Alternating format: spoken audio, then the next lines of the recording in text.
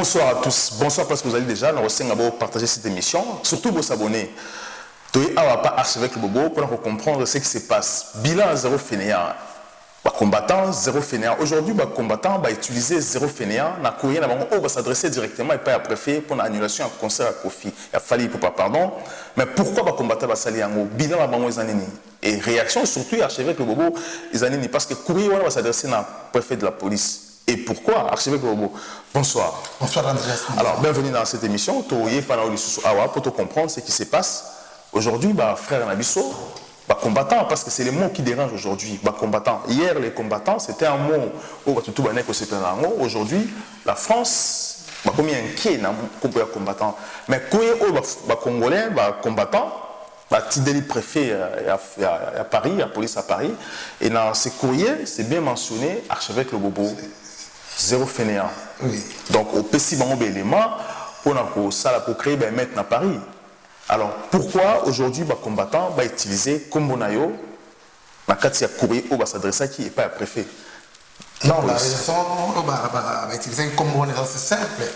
Je me suis toujours dit que, même toi, avec culture, que nous sommes prophètes chez soi.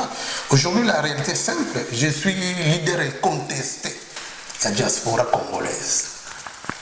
Et à part le quotidien des Congolais, ils ont rejeté en face de la jeunesse congolaise, je suis le seul Congolais qui a proposé du concret.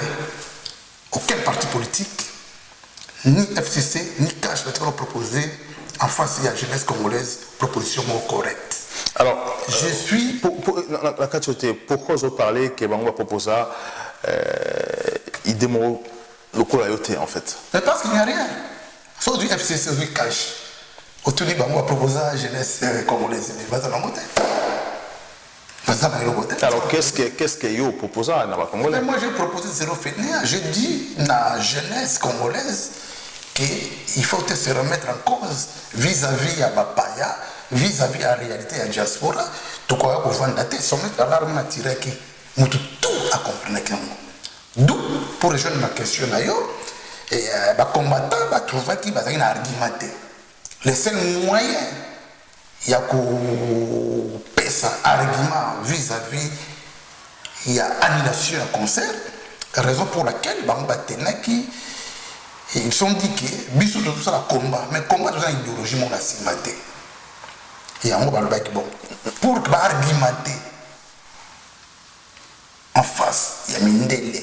Bakolomboka ya on va utiliser qui archevêque le bobo zéro fainéant tala makamwela ki biso pour na ba miliciens de toute société, raison pour laquelle on a la monnaie qui la comprendre mais utiliser qui n'est pas que si les combattants durant 10 ans à bango s'il avait quand même un argument ou bien ça qui na proposition moko pour en présenter le préfet, il devrait l'écrire.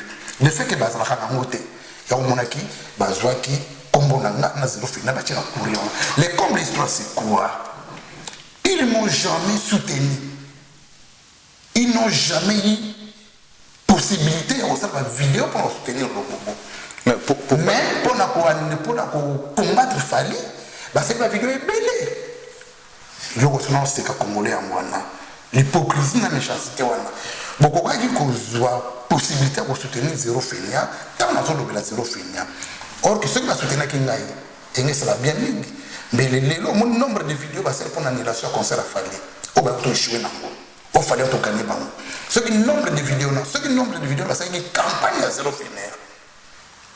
Mais les musiciens vont mettre à concerter. Mais les banaux, les échecs, ils vont combattre les années.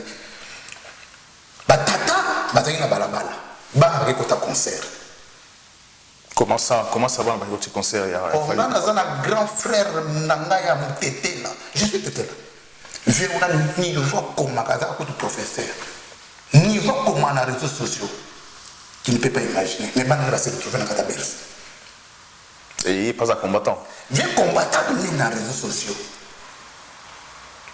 Soit disant professeur. Est-ce qu'il y a un contre ou contre le concert? Contre le concert. Mais maintenant, on va se retrouver dans la Katabersi. Nathalie Nandeli. Nous avons vu dans le niveau comment les réseaux sociaux, François Beta, de Londres, il y a un concert, Sony Namawa. Je me suis dit, mais comment yo tata Dans les réseaux sociaux, Pékissa, concert à Fali. Donc, tata, on a de monter à Maïel, sauf à niveau français au collège. Donc, il y a ce qu'on na montagne. Pas au sol de la France, mais mon montagne, il y a des Africains qui parlent mieux français que nous, les Français. Mais, à combattre, il fallait dans les réseaux sociaux. Mais, il n'y a pas de nom de concert.